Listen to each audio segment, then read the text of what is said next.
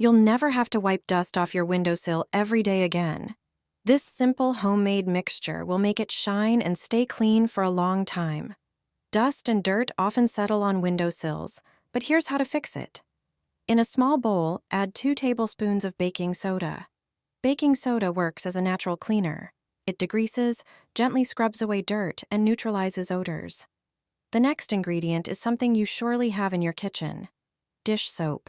Add 1 teaspoon. It dissolves grease, grime, and dust, leaving the surface clean for longer. Now for natural shine and freshness. Cut a lemon in half and squeeze about 3 tablespoons of juice into the bowl. Lemon is antibacterial, removes limescale and residue, and leaves a beautiful shine. Mix everything well until you get a thick paste. Apply it to the dirty windowsill and rub it into every corner. This paste also works great on window frames, which often collect dust and turn dull. Finally, wipe the surface with a damp cloth. Your windowsills and frames will be shiny, fresh, and protected from dust for weeks. A natural, effective solution that costs almost nothing.